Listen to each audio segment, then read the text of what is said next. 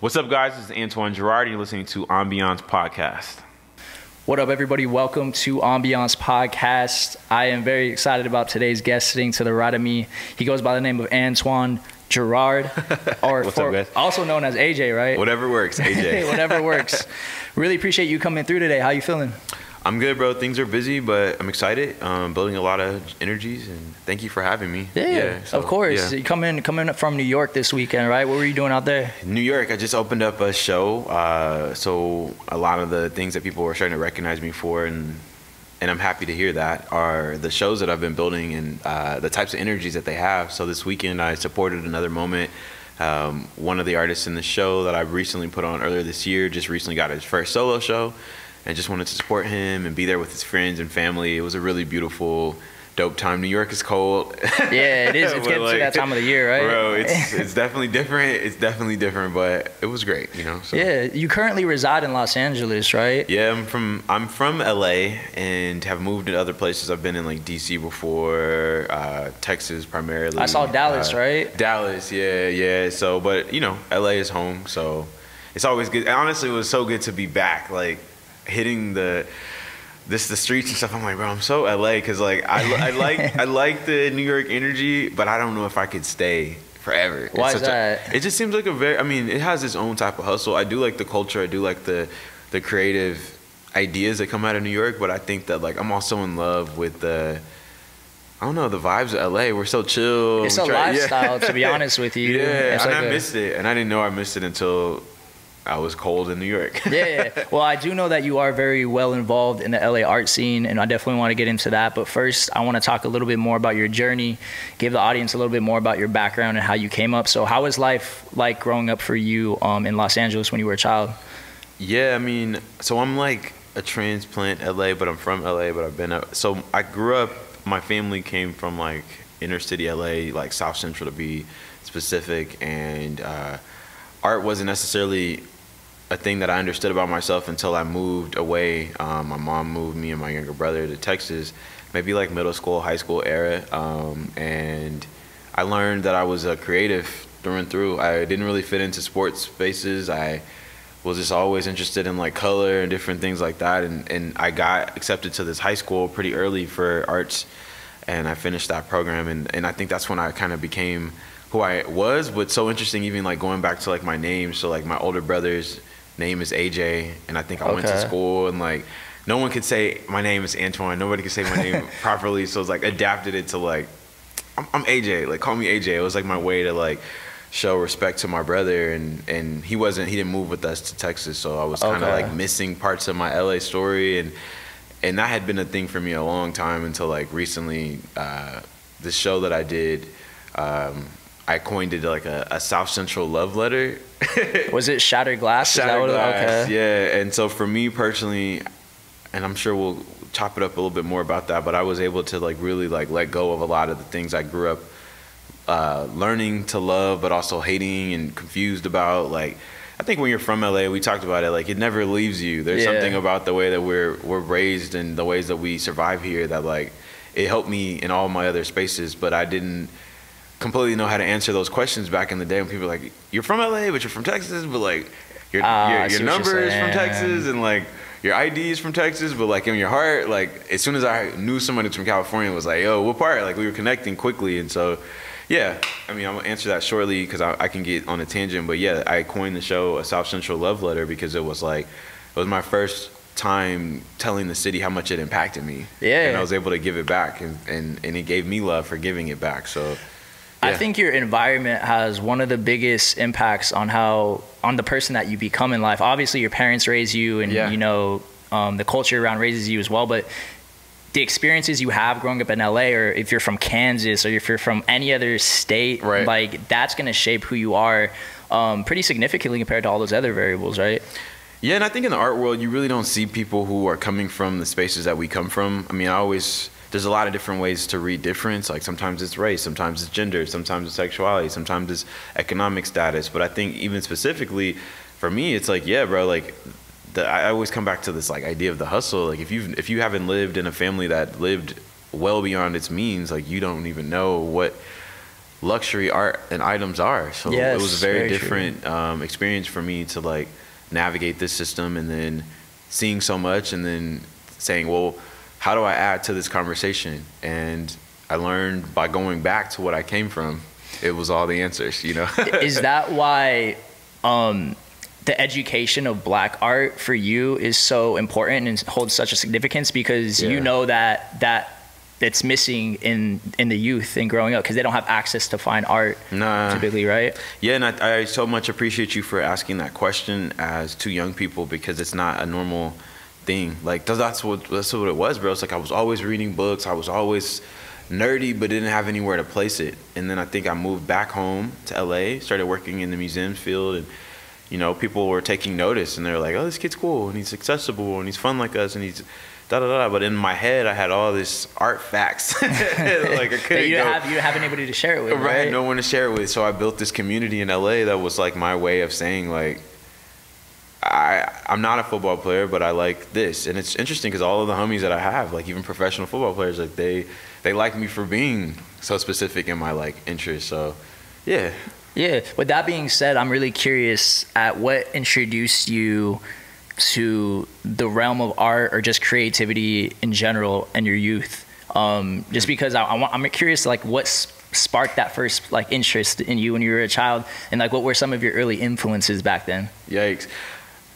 Because everything and nothing at the same time, you know what I mean? Like it's so wild, because it's like I wasn't really, and I don't want to paint my picture like I was so without, I had no means to anything. My mom was a creative. She definitely was always painting, and one of my first times ever painting on a canvas, I flipped the backside of her canvas, so where you would hang it on the wall, she gave it to me. I didn't like what she painted, and I painted my own painting. Okay. And I thought that was so interesting, because like I was early enough knowing like there's no money for art canvases and materials. How old are you? I was probably painting at like, I'm gonna say like 11 or 12, because I was a kid who was very quiet growing up. Like I was always like immersed in community, and even when I look at pictures of myself in family photos, I'm always in the middle of my older cousins, and you see a lot of that reflection in who I carry my community around today. Like I'm a kid who loves what I call OGs. You'll always catch me around like somebody who knows a little bit more than me, and I think that's because I just always knew security through that early, you know. So what I'm inspired by, definitely sports culture. I love, even though I hated it, I felt like I never fit into it. I'm so in love with like teamwork. I'm so in love with like wins. I'm so in love with like volume and noise and excitement. And that's what I'm always confused about when I go to art museums, because I'm like, it's quiet as hell in here. Like, why is it so quiet? Like, yeah. Why aren't we talking about even the art of what we're wearing, like our fashions, our sneakers, our hair, like it's so much. There's a lot to dissect from that. Yeah, I saw that. You gotta keep me on tangent, because like my life to me is art. You know, I love it, honestly. Okay. It's all about the storytelling to me, and there's a lot of aspects to your story. Yeah. And I know that one of them you mentioned was sports, and I saw with your Shattered Glass art show, a lot of the influence came from Michael Jordan, right? So can you talk to us a bit about that story and the influence of that? I appreciate you. This is the type of conversation. That's why I knew I should have this conversation with you today. That's love. Yeah, bro. I mean, I was a kid in high school who couldn't express himself in other ways. We're talking like I didn't have hair, and this is before tattoos were like completely thing. And I think I used to be one of those kids like right before it was cool to like wear slimmer, skinnier jeans. Like I think I was always like being made fun of in my family. Like, why are your jeans so small? Like, why are you wearing? I used to love going to thrift stores before thrift stores were cool. That's all I could afford. That's what I understood as creativity. I never wanted to be a kid who had like the same fit on as everybody. And who does? Like who actually is like looking to look like everybody else? But where I would express community, what I did want to show love through was like my sneakers. Like I was always like, yo, if you got the ones and I like the way you paired your ones, I'm gonna go try my hand at a one, and then I would go rock it with some jacket that I found at the thrift store. And it was just what made me weird. So when I built this show, years and years and years and years of loving sneaker culture, especially Michael Jordan's era, like when I was in LA, like I still have these posters. My brother gave them to me, like vintage Nike posters of like, you know, seeing Jordan like slam dunk in the early 90s, like this like very dark-skinned black man like defeating physical odds was like, yeah, what? Like I wanted to be like that, and I held on to that for such a long time. And so when I got to this point where like my community in LA started to look like, you know, going to the Jordan store in downtown LA and like and having so many friends at the brands, or like, you know, for me, like I even think about like a Laylee May and like those types of like really fire figures in the sneaker community who are also like just doing them. Yeah. Like I was like, oh bro, like I should do that, but like in art, and I should like bring my like affinity for sneaker culture and Jordan into what I do. And so when I had the opportunity to build my first show, I was thinking through like, what does impact look like? What does change look like? What does power look like? And I could think no further than Michael Jordan when he shattered that backboard. And it just was like, I'm so glad it landed that way, because like to some degree the art world is not checking for names of sneakers. So like when I presented the title to the team, they were like, we like that, it's kind of sexy, shattered. It's compelling. Shattered glass, like what does that mean? And I was like, it means everything. And that's what's so fire, is because it's like for the kids like us, I would think like who come from sneaker community, they would know from the outside that this was a show that they had understandings to already, just because the shattered glass, they can relate to it. Even just from the title, because I was so scared a lot of the homies weren't gonna want to come into this space, not because this particular space doesn't say welcome, but just like art spaces in general, they're not like, yo, pull up with no money, pull up and be brown, pull up and be poor, pull up and all this different shit. So I was like, I'm gonna find a way to like flip that. And yeah, Shattered Backboard, it's not that you're asking me specifically, but it was the title that really, I was like, bro, we're here, we're different, we're gonna switch it up. What I loved about it, and we could, you know, find a different vibe on it, but what I loved about it was like, when Jordan slammed that backboard, the game had to stop. Yeah. It wasn't like you could just keep going with no backboard. Like they had to replace the backboard. They had to think about what to do next. And that's how I felt. I was like, bro, if you really think about it, if I give this artist or this community the ball, why do they have to play a game that they're losing? Like, what if I give them the ball and they shatter the backboard and then the game has to stop? Like, you have to hit a reset, you know what I mean? Yeah. And then it's like, yo, the art world has to have a few conversations. Let's talk about how come there's nobody at the table that looks like us. Let's talk about how come these kids are so fire, but like no one's giving them the go. And like now you see all these artists like this Saturday, like they're getting solo shows, they're getting representation, they're all over the world. I feel like I'm like, and what also is inspiring, sorry again I get on this tangent. No, please. It wasn't just the artists that we put in the show that got inspired.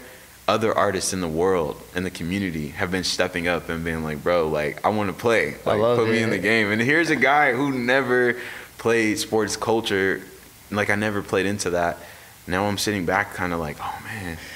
I love the correlation there. And where I just want to know like where these ideas come from and like where the correlation is, because I think a lot of people out there, and maybe some that are listening that aren't as experienced with art or even fine art or whatever that realm is, they have a hard time understanding like how to perceive art. So somebody who is very knowledgeable in that space, how does somebody even like start the process of like looking at art and how to dissect it, if that makes sense? Bro, it's such a trust yourself. It took me time, and it's like, even though I think my like grind looks more visible, like more recent than ever, like anyone else says, it takes so much time, and you really have to trust yourself. And I mean that, because there was times when like I was like hiding my books, there was times when I was sharing my books, there like, and I say like I didn't always like what I was at first. I thought it was like the antithesis of like cool black kid, you know what I mean? So like now that people say positive things to me, it takes me a long time to actually even accept. Like I'm like, oh man, like, oh. Is it like an imposter syndrome type of thing? Imposter syndrome. Thanks for hitting it, bro. Because like that's the black cloud over many of the most amazing creatives that I meet.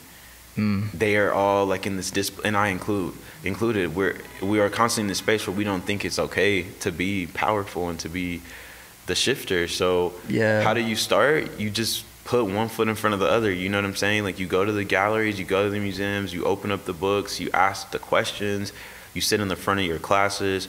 I always say shout out to the community college kids who don't think that they will ever get in the big leagues. Like, bro, what? One foot in front of the other every day until you're in a position to make change. And when you're in a position to make change, like, don't forget those seats. You know what I'm saying? And that sounds like a reoccurring theme in your life, right? Is when you went to Howard University, is that when you first kind of started really diving into the studies of art, or did it start? It started in high school, right? It was already in high school. I was already like, honestly, when I went to Howard, I think is when I learned more specifically how to cater my interest to the Black American experience, because that school is the HBCU, so it's like historically Black college university. So their focus is this cultural enriching thing. But like in high school, it was just a general arts high school. So like I was exposed to like, and I loved it, bro. Like my hallways were like musicians singing and also playing their instruments, dancers stretching and practicing their moves for their thing, painters who have like these 12-foot, shout out to the painters with like big like portfolios, like pushing themselves through to the next show, and like actors just generally being the class clowns because they just have so much to say. This was my experience. So like when I see young people in the world with like a 1/4 of a spark of like any type of like creative energy, I'm always like, yo, like hone in on that, bro, like hone in on that person, because it's gonna shift shit, you know. So yeah, and I'm sure being around so many of those creatives at that art college helped, not art college but HBCU, of course, helped you really feel like you were, you know, immersed in that, and like you felt like you were comfortable being like expressing yourself, right? Which is why I felt this need to bring community through with the art thing. Okay. I always tell people like my journey, I could have probably, if I was a very selfish person, I probably could have been like, whoa, further ahead, just because I've been in some amazing spaces with some amazing, powerful people who took an interest to me. But I believed that the power in community, I thought that like, what's 1 seat? What's 20 seats? What's 40 seats? What's 50 seats? What does this look like? And so, yeah, bro, I like being around people. I always like to be in the middle of a room. I like to be loved. It's human basic necessities, you know what I'm saying? Yeah. So after graduating, to go back to your journey a little bit, you ended up working at the Broad Museum, right? Yeah. So talk a little bit about how that experience, that opportunity presented itself to you. I was working at Nike, so it never, I always laugh because like I have one circle, and one always bleeds into the other. So I was working at Nike and loving it, getting my sales off. You know, I was working in the outlet and just like, love the outlets. You always come up on like there's a little gems. Quick spot. Yeah. You know, doing all my vibes there. And then all of a sudden this museum opened up where I got wind to it, and I applied, and I basically told myself, these are your 2 dream jobs. Even though you're starting off at entry level, you're working at Nike and you're working in a museum. Like, so you're doing it both at the same time for a little bit. I was, and you know, just to go specific, like I was working in the Long Beach, Nike, driving from downtown Long Beach to downtown LA to work at this museum. And thank God for my managers at both places, because they saw me and they were trying to like, bro, I was always late. I was always like tired. I was always like confusing what role I was at. And like I always say that, you know, you have to shift your mindset, right? Bro, but they were so similar at the same time, right? Like it was like, there's this idea of like selling an experience, selling a culture, selling a community. And I learned a lot in that. And I always say like, I was just a really clever person because I knew how to like come up to like my manager or like a sales at Nike, right? Like I'd be like, oh bro, like, you know, they're like, I need a new shoe. I'm like, what kind of shoe do you want? Do you like shoes with color, or do you like shoes that are black and white? I was using my art expertise in a sneaker store, and I was getting them their perfect shoe. Or the flip would be like, I'd be at the museum and I'd be like, well, if you like how I'm talking about art, like come through, like let me lace you at the store. Okay. Like let me, you know, I'm over here, I can help you like find something that works for you.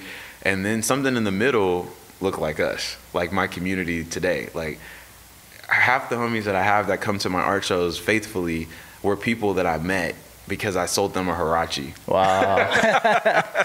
That's coincidence. Yeah. I love the correlation between the two. Yeah. When you were working at the Broad, what was your role in talk about how that impacted your marker? Yeah, bro, I started off like I was one of the kids standing on the wall wearing all black, and you know, you go to the galleries and you don't necessarily always talk to those kids in the museums, but my thing was like, you couldn't really shut me up. Anybody who knew me in that area knew that about me. That is true. They usually are just quiet. They're very quiet, and if I saw something about someone that I thought was cool, I would get to know them, and that was past age, past race, past anything. I would try to force myself to like show up.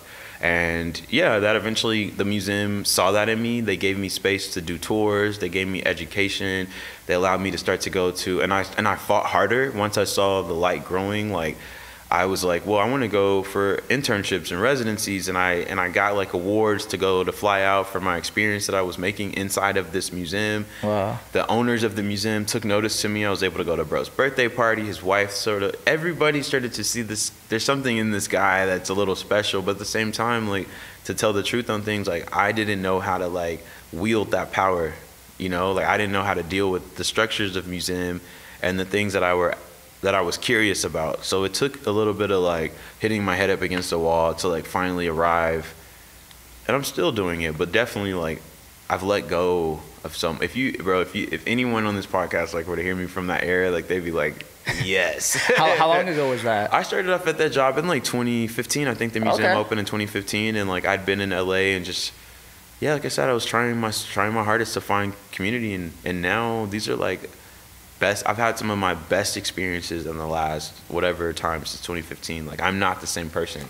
You know what I mean? Even the folks that like I grew up with it, my family, they're in disbelief. Like sometimes I get a lot of the reactions I get to people are like, "Oh, Mr. Busy Guy, like where you at? I can't even find you anymore." Like my brother will answer my phone calls and be like, "Oh, you picked up the phone today?" Like, no, I can attest to that for those watching and listening. My man is very, very busy, which is why I appreciate you coming on the show even more.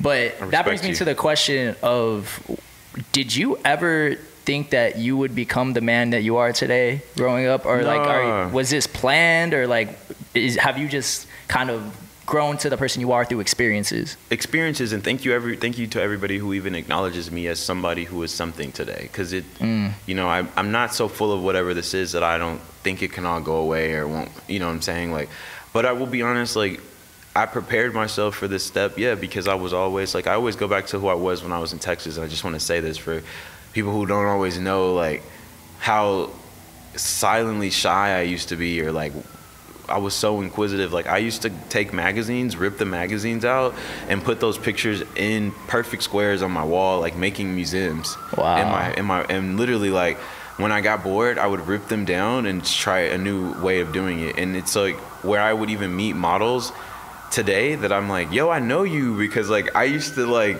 literally put these pictures together next to art, whether it be color, bro. I was talk about first full circle though. Hey, bro, Mark Echo's one of my like, is another person I love. Is like an OG. He used to be over Complex magazine before Complex Con, and I remember telling him that. Like I was like, bro, when I first heard about your magazine, I wrote into the magazine, and I didn't even know, this was before Instagram and stuff, I didn't even know that he wrote back. He published my like, you know, note to the editor. There's like a issue where it's like AJ Girard, Dallas, Texas, in whatever year. Talk about manifestation, bro. Man. And then I met him at Complex Con, and I was like, everybody else was trying to meet like Lil Uzi or whatever, and I'm like, yo, I'm a big fan of you. And like now he looks at my life and he's like, yo, he constantly puts me up for spaces and things, and like that's what I'm saying. So like you gotta try. You don't know who you're gonna be, and I always tell people, how do you even know you're going wrong if you've never seen it before? So half the time I'd be like, bro, like I'm a little bit of Chris Gibbs, I'm a little bit of like Basquiat, I'm a little bit of this, I'm a little bit of everything. And in 5 years and 10 years, it'll be a little bit of something else, too. And I hope that the next person that comes after me has a clearer path for them to do what they want to do, because there are people like me, because I'm not alone. There are a lot of people like me who are bringing these worlds together all the time, you know? Yeah, and to speak towards your growth that you talked about earlier, a lot of it was you learning along the way, right? Yeah. So do you think that that has been a big attribute to like you becoming the person that you are today as well? Yeah, you got it. I mean, it's not gonna be perfect. Like I said, it's like I'm always trying to tell my story back to people in ways that like keep the negative, ugly parts present too, because I don't want to look like it's perfect and I'm just out here and like. It's easy for it to look that way with social media and whatnot now these days, right? For sure, and I should be honest. I definitely try to encourage people to follow the steps. So I try to save the negative parts, but when we do these interviews and it's like I can be real, like I came into your space and I was like, damn, you saw me, like I'm inspired by plants and colors and textures. Like I like to constantly be looking for the next thing. So like, yes, totally by experiences have I had this point of view. You know, if certain places didn't kick me out the nest, I would still be in that space. That's true. You know what I'm saying? If certain things if I didn't outgrow certain people, I would still be with those people trying to figure out how to fit into that bubble. And now I have like so many worldly friends, or even in this experience, like people who respect me, I respect them for the person that I want to be. But that shit came from me. Yeah. If I didn't try it, I would have still been trying to be, you know, fitting in with the homies. So yeah. And to speak towards that, you mentioned 2015 was a huge kind of catalyst in your life, and things have been on an upward trajectory since then. Not saying that things are perfect, obviously. Nah, for sure. But how have your priorities changed throughout your 20s, or from 2015 to now? I would actually note 2018 as probably my breakthrough year. Okay. Because I went to, don't laugh at me for those who are listening, I went to Nike Complex Con like that second year, and I worked with Nike during the activation they did where they kind of had like custom Air Force Ones. I don't know if you were around for that one. And like I was one of the people that they found, and someone special to me at Nike, she found me at the Broad, the museum, and we started chopping it up. I just came off this big tour with like doing what I do, young people talking about art. And she's like, yo, are you AJ? And I'm like, I am, bro. And she was like, I got this perfect opportunity for you. She ran me to this play. I did this thing, and why I said that was my breakthrough years, because every hour they had this influencer that came through, Alayli May, Don C, Errolson Hugh, Victor Cruz, whoever. All these huge people that I kind of was like on the other side of the fence with, or I was like, oh, I know you, but we don't know each other. And I invited them into my world. And I think that power of being like, I respect you, let me show you what I'm good at, was really my breakthrough year, because I used to be a kid that was like hiding all of whatever I was. And so like there was something really fire in me being like, let me show you. And all of those people have responded back to me in complete friendship and complete support. And I still do the same with them in their lives. But it's just so fire that like, what does it look like to take like people that you admire and almost become peers? Yeah, I'm not saying that I've done everything that they've done yet, but like in some degrees, like if you're in the same room with somebody, you guys are peers. You know what I'm saying? And I think that like I got out of my own head for the first time in my life and was like, you have a light, I have a light, let's share it. It had to have taken some level of confidence for that though, right? Or was it you putting yourself in an uncomfortable situation that helped you grow? I was so inspired by that community. Like for the first time ever, I was living in those magazine pictures that I ripped off and put them on the wall. For the first time ever, I was living in the middle of that. I had worked at a museum, and I was being employed at that moment to work on behalf of Nike. These were my full circle moments, and I was like, but it ain't enough. I got to show up. Now I got to be me. And then I think that's when I first was like, boom. And since then, it's just been like, you know what I mean? Yeah. And I think that the shattered glass thing was my way to be like, all right, bro, I got my first opportunity to do something huge inside of a blue chip gallery. So my art circle couldn't get any bigger. How do I take it back and give it back to the people and give them the flowers they gave me? So there was the naming of the Jordan shoe. It was thinking about these certain particular artists. It was all that type of, my curator, like it was all of these different things that, I don't know. Thank you. I honestly, bro, at the top of this year when this show was happening, I had zero time to sit down and reflect. So sometimes these moments are so powerful for me because I'm like, oh, bro. Yeah, that's another topic that I wanted to get into with you, because since your life is so busy and you are constantly on the go, when do you have time to reflect on your experiences, and do you? I'm gonna be real with you, because mental health is a real thing in our community. It's not always there. Sometimes and I don't want to portray busy is better.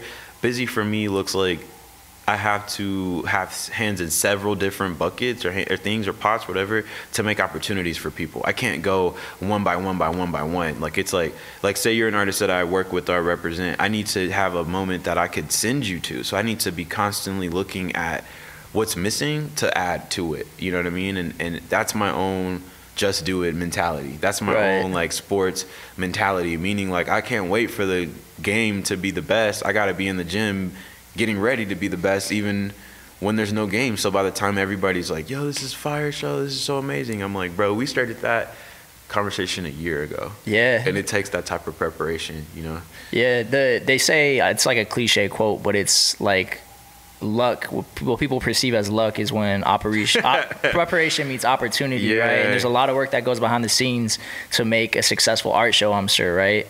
So like that shattered glass, I know the concept started a long time ago, but how long did the planning and the execution of that, how long did that take for you? Yeah, thank you for asking these really important questions, because there actually hasn't been a lot of archives. We had a New York Times article, we were starting to put things out, but I just don't want this history to get lost. So yeah.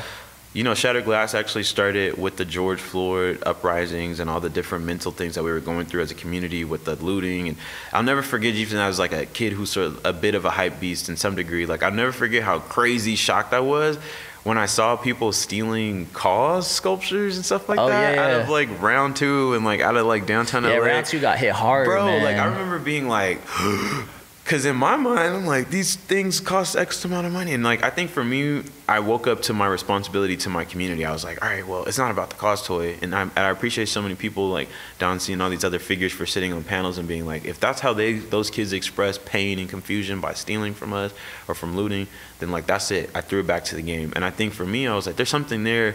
Why would these kids go, instead of going to like banks and whatever, like why would they rob from their own communities? Why do they think those things are these valuable things, right? That they're just clothes and shoes and stuff. Like why do they think that that's important?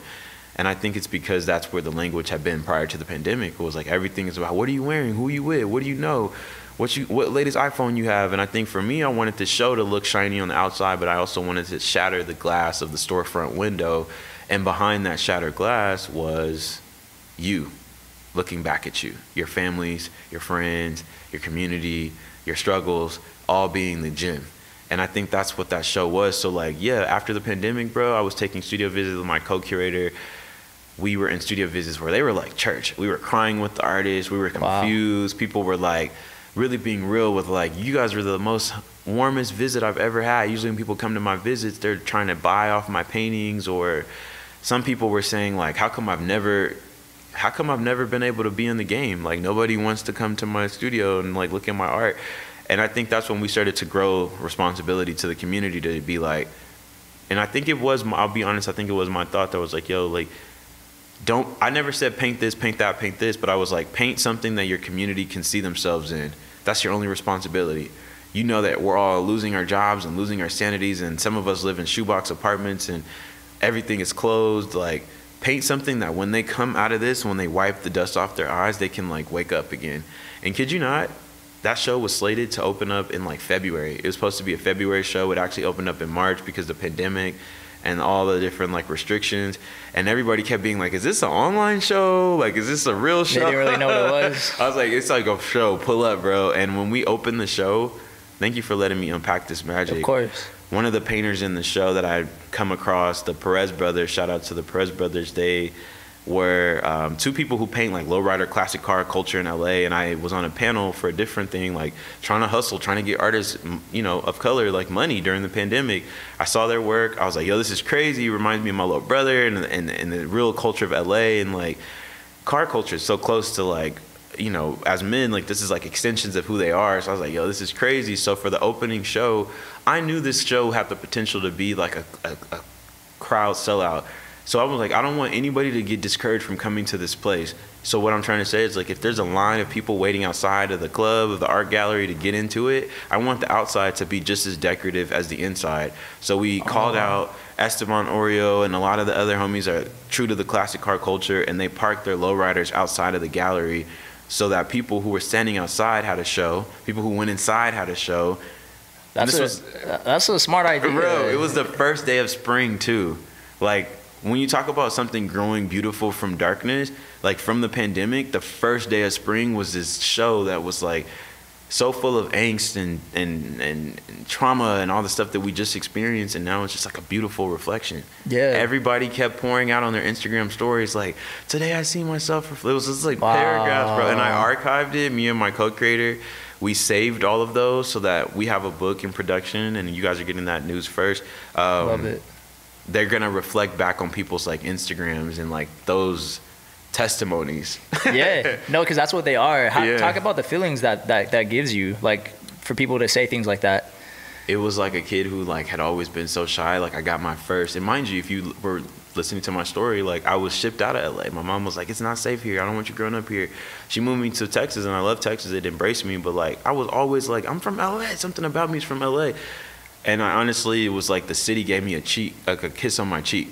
Like, it was like it just was like, you're one of us. Okay. Welcome home. Okay. You know what I'm saying? Because like everything about that show like was so true to anyone who grew up here that like I felt like I was like home. Like I felt, and I tell people when I wrote that sort of captioning myself was like a South Central love letter. I had never known the power of just saying back to the art world, I'm not like you. I'm like these people. Okay. You know what I'm saying? Yeah. And like, this is not for y'all no more. This is for them. Mm-hmm. If I never get another show, I gave it back to the people who gave me life. You feel me? Yeah. Like, the art world can have it. all the paintings sold. People have progressed their careers since that show, but really it was about like my aunties, my moms, the artist moms, their grandmas, their artist partners. Bro, everybody pulled up, and like literally I was going to other places in the world and they were like, oh, you're like Mr. Shattered Glass. Like, yeah, literally I saw your show all across my Zooms and my TikToks and all the different things. And like I'm gonna shut up, bro. I don't want to talk over your podcast too much. But what I thought was so crazy was like the older generation of the art world was like the only thing that this show is successful because of the internet. These are all internet artist kids. They're not real artists. You couldn't see them in a museum. That's what the art community was saying? Yeah, I listened to the positivity and I also listened to the negative. You know, I was like, I'm gonna keep my eyes open, because as a curator, as a person who loves all of these people, and you guys included, like the audience, it was like, this has to be safe. This has to be warm. This can't be art world like, it's ugly painting. It's not worth that. So I had to have my answers ready for them when they would say stuff like, why is it, this ain't good because of this. So when they say things like it's an internet show, but then you look at it, the power of the show was so big because everybody came into the show and they decided that the show was good when they put it on their social media. When they put it on their, I didn't pay these people to write testimonies for the show. Those were real, honest experiences that people had. And for the first time ever, I think the art world has something to learn about. Who are you talking to? Yeah. You put up shows, but like, are you actually talking to the people? And the people will feel, you know, like now it's only my first show. I have a lot of life to still live, but what a first start. You know what I'm saying? Like, for sure. And to go against the grain and to have it work out has to be a great confidence booster for you to do things in the future that are against the grain too. Because you know that this idea that you had that you may not have been completely comfortable with at some point during the process ended up working out for you. So you know, if this is possible, another idea that may seem like out there or against the grain is possible to Thank you. Succeed as well. When I finished the show, like, I thought about the Jordan thing. I came back to Jordan thing and I was like, yo, like, you know, when we really watch him like fly across the room, people, it was never really about just Jordan. It was also about the hype and hysteria around him when people were like, oh my God, like that type of stuff. That does not happen in art. That's not what happened. So when you see people go like Shattered Glass, like you're at a loud party, so if I knock this over, it's gonna have it like, what? You're gonna impactfully look.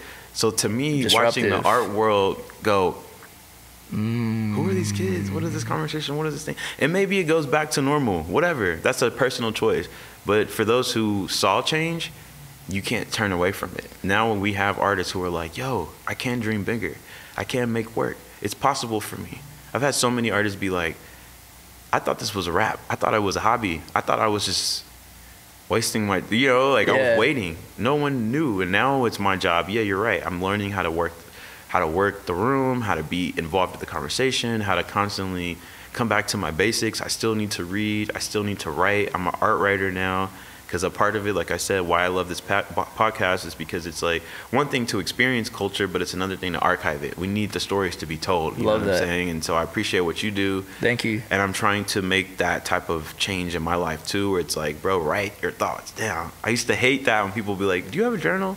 Because as you can see, you can't shut me the hell up. Like, I just talk, right? Are you the type of person, though, with that being said, where like if you don't write it down, the idea is kind of lost or it floats away? But I like I'm an art kid to some degree, where I kind of like the thoughts flying away from me because I have too much in my head.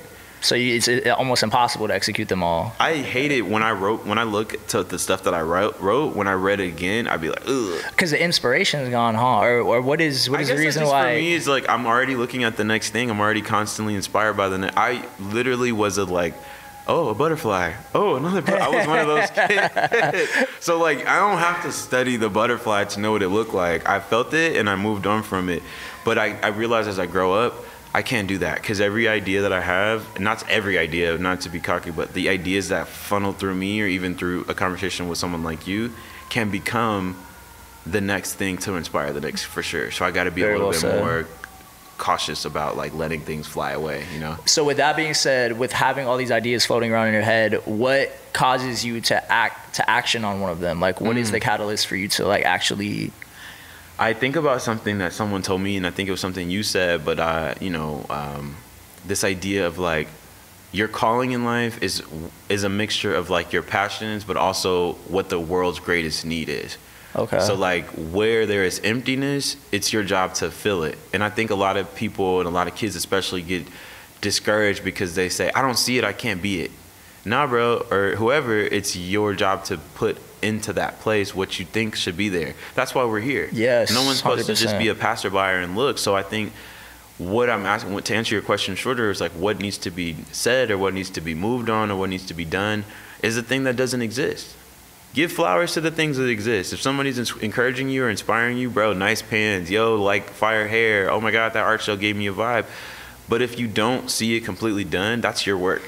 Yeah, if the opportunity doesn't exist, then you create it. You and have to. I love that because that's kind of what I'm doing with this show and this podcast. I noticed all these amazing things that are happening on the creative space, and I don't really know of a podcast or a public. There's plenty of publications out there, but a publication that's really covering it from this type of level. You know what I mean? So when I came up with the concept and idea of this show, I think you perfectly described my thought process and acting on it. I can literally see it. No one can see it from the cameras, but like you can kind of see the light bulb over his head, like, shoot, oh my God. So like when I told him in the hall, when we first kind of like saw each other today, I was like, bro, like, because I don't know who you're gonna, and it's not about like me having early stalking you, but I don't know what this is gonna grow to become. But I'd much rather be on the end when it said I believed in you early than to be like, oh, he invited me to do that. And now look at him, bro. He's like now the next popping, blah, blah, blah. CNN, Oprah, his 2-hour special, and I can't even get any time with him. You know, that's low. So I think that we have to rephrase how we look at each other in community and stop thinking that like I don't think highly of myself in the ways that like. I know sometimes I don't have time for everything, but I also know that like if you see something in me, bro, it's probably because it's in you too. So I try to respect that about people. That's a great way to put it. Yeah, that's a great way to put it. So I want to go to you mentioned about giving back and to the community and obviously want to impact other lives. So I want to bring up like a mantra that you say you live by, which is the real flex is how many lives you can positively impact, right?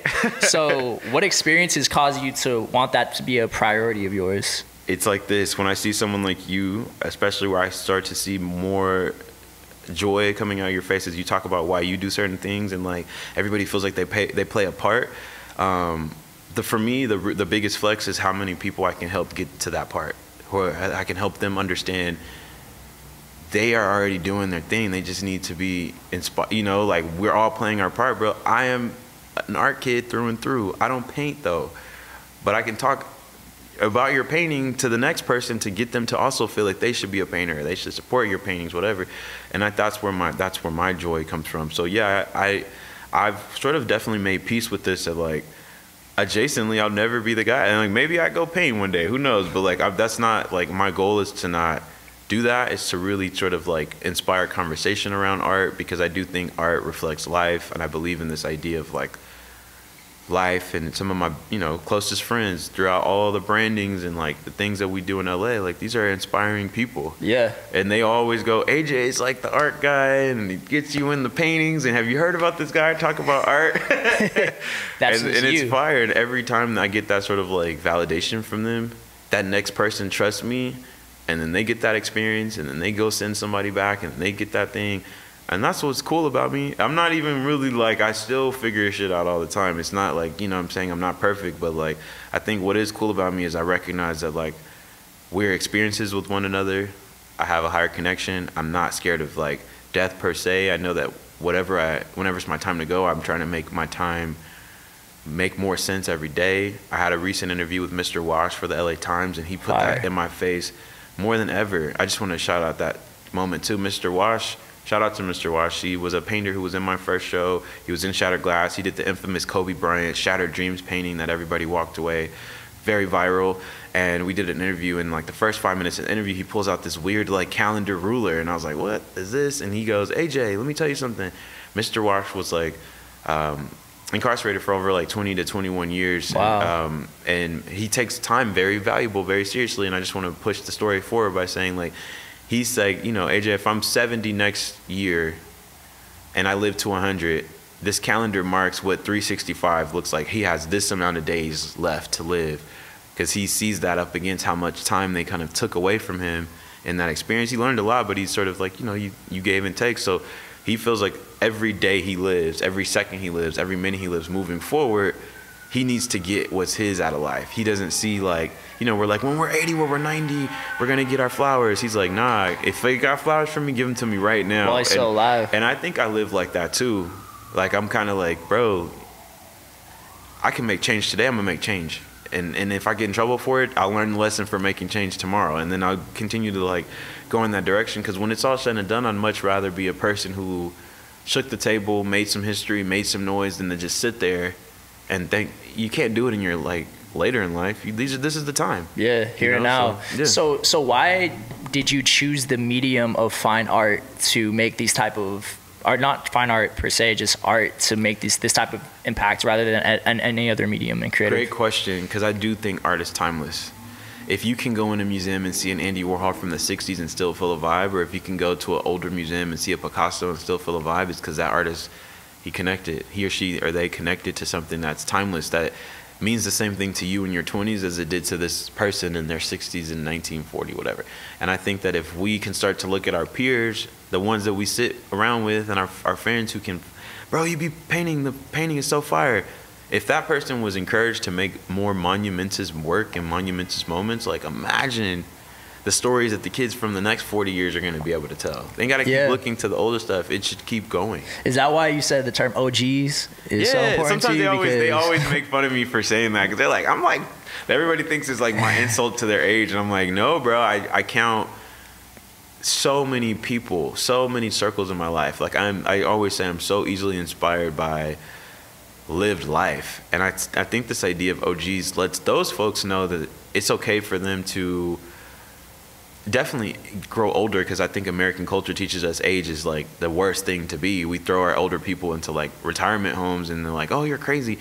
There's so much wisdom there. Mm-hmm. So I kind of want to create a tradition where we sit at these people's feet again and we ask these questions and we say, how did you survive? That's a very important question. How did you even get to become X amount of age that we think of? And then the other part of that is like, I think it allows my peers and me to aspire for something, because there's a connection that could be made, right? Like, don't just keep, when's my turn? When am I going to be something? I look to like, I named it like a Chris Gibbs or a Melody Asani, a Angelo Baque, all these different people. I'm like, bro, I don't want to own a clothing brand, but I do want to be able to sit around and tell somebody about this. Okay, yeah. When we grow up to be like, bro, they'll be like, both of you are doing your thing. And it's like, dude, because we trusted each other, because we wanted to build a conversation for people to hear. And then those people become the OGs. Those are the microphone voices. And I want to be that. Yeah, you know, of course. Like, you want to be an OG to somebody else one day. Yeah. And the amount of wisdom and knowledge you can gain from somebody that's an OG is like immaculate. Like I don't know if you've ever, and if you haven't and you're listening or watching this, if you just like listen or have an OG in your life tell you a story, like they go off. The stories that you can get from these type of people are amazing. And it didn't even always got to be, I just want to note this too, just so people vibe with this. It didn't even always got to be like famous people or people who have like power or money or things. It could be your grandma, your mom, your aunt, bro. It's sometimes the people who are right in front of you who have the most beautiful stories. And I think once I started to become a collector of stories and art telling and art history, I looked at my own life, and that's why I go back to this idea of like South Central. When I really looked to the drawing board, I had everything to tell right there. There was a whole side of the world that art history had never turned to, right in front of me. And here I am thinking I need to go to the museums and be more like them. Hell, shit, like what? Yeah. Like, it's okay for me to come in with my Jordans, because bro, like, you ain't got to be like me, but there's so many stories to tell. You know what I'm saying? Yeah, from like a traditional standpoint, is coming in with Jordans like usually still every day. I mean, when some of the people from the art world caught wind that the show was inspired by from Jordan, oh man, they were like, wait, what? And I'm like, I had to take the shot, bro. It was kind of like, it was like I said, that was a moment of power. The ball was in my court. I could do whatever I wanted to do. I could made a show about Renaissance art and made me and you feel another show that we can never go in and that we never be welcomed. Or I could take a shot and take a moment so powerful and stop the game and make the new heroes my friends. Yeah. And make the new conversation ones that me and you had an opinion on.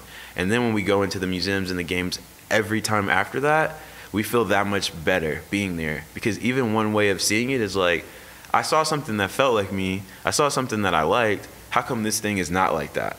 Okay. So it's much more of an opinion based than just going in and being like, I don't know shit. I'm here to look at pretty pictures and go home. Yeah.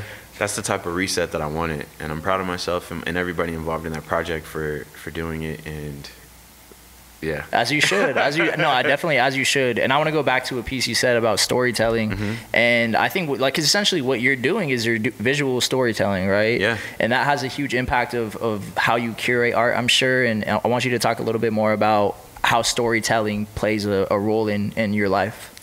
I think I'm always listening. I'm always trying to find it. And I think it's, like I said, to anything, you can't just wait for the game to play. You got to always be ready. And so I don't skip over almost anything, bro. I read an art book a day. I mean, wow. And if I'm not able to finish it, I'll carry it so that if I have 10 minutes where I'm not doing something, I can start to get in that conversation. Or I take artist studio visits very seriously. I take these moments very seriously with the podcasts and the talks and the panels and stuff like that. So it's like gearing me to be a better thinker, so that when it's my time to say something out loud, I'm kidding you not, this podcast probably will come back into play, and I'll circle back with you when it's there. But like honestly, every time I do stuff, like even like the person in the painting will be like, yeah, like you said that thing, and I took that advice and I went that way, and then I tried it, and then some new kid comes in, or some new person is like, this is my favorite painting. And I'm like, what do you relate to? It's that shit that happened in that studio visit. It's that shit that happened when we were talking. It's that me on the bus or the train when I thought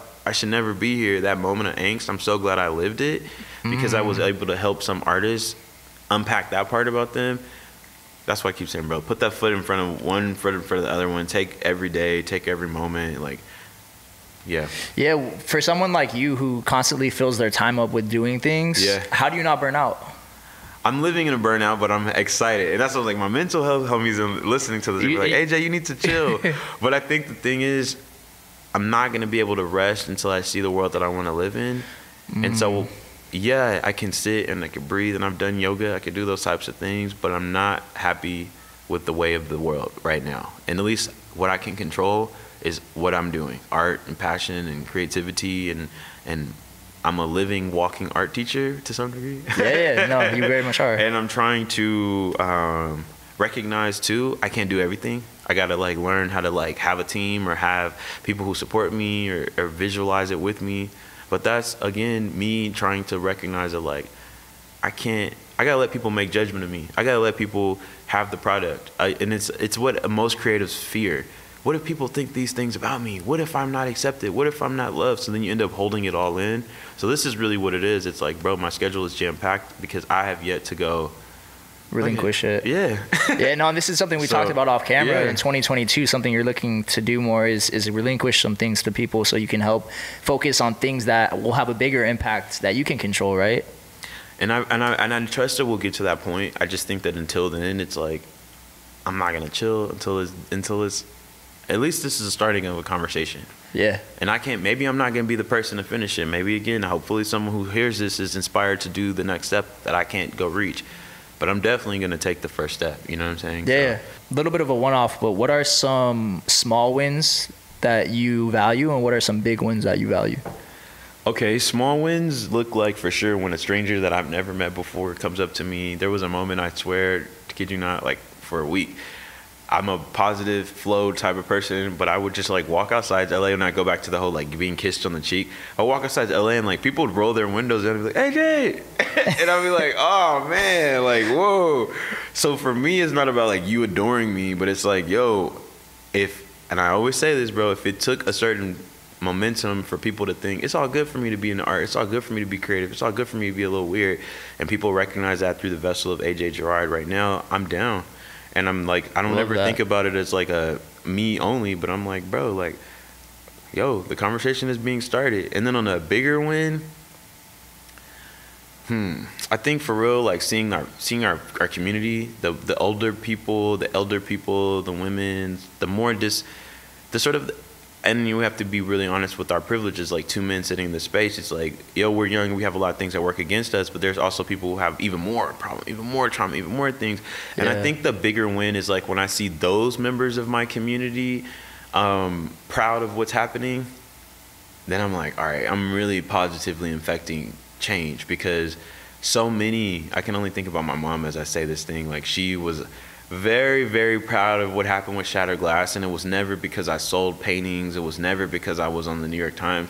It's because she saw other artists' moms showing up to the show, and she knew what that was about. She was like, damn, like, oh, I raised this type of kid. Yeah, where it can be felt by all different ages, races, ethnicities, cultures. That's the impact. That's impact work, and that's what I drive myself crazy for. Yeah, I love it. Awesome. Well, Antoine, I appreciate you taking the time to talk with me today. Very valuable information and very valuable stories, and I appreciate all of it. Where can people continue to follow you and watch your journey if they want to stay tapped in with you? I'm sorry, guys. I'm pretty slow on all the technology. I have no TikTok. I have no Twitter. So you got me on the gram. On the gram, okay. I'm on the gram, but I'm also I'm constantly trying to write. I'm honestly trying to press myself to push a little bit past the social media, because as we keep seeing, like, if Instagram falls, a lot of people's identities of themselves can fall. So I'm trying to get out of that and be more into books and into writing and stuff like that. So yeah, and then I guess if this is like a very like recently posted, close to this date, upcoming projects, I'll be showing another version of Shattered Glass with my co-curator Milan Frierson at Art Basel in Miami Design District, so please join us there. Have some more shows working. I'm in the community. I'm not too far. Just look for the paintbrush whisper. I love it. They look for you, they can find you. Yeah. I love it. All right, well, I'm excited to continue to watch your journey. I think what you're doing is amazing within the community, and I feel like there's nothing but a bright future ahead for you and what you're doing. You don't need me to tell you that, but I just letting you know. Bro, I'm tapped in. Same. And anytime you need me, or I'm only 4 missed calls and 30 text messages. No, but I'm here and I'm watching you. And again, anyone who's listening, who's taking the time to go all the way through this podcast, thank you for trusting yourself, because I'm sure that you were looking for an answer to trust yourself, and I want to give you that. Trust yourself and go kill whatever you need to kill to knock those walls down. We believe in you. I love that. With that being said, this is Levi and Antoine from Ambiance podcast. This was fun. We're gonna have to run around too, like in a couple of years when we're both at like an elevated level. But I appreciate you, Antoine. I appreciate it a lot. Of course. Awesome. All right, from Ambiance, this is Levi and Antoine. We out. Peace.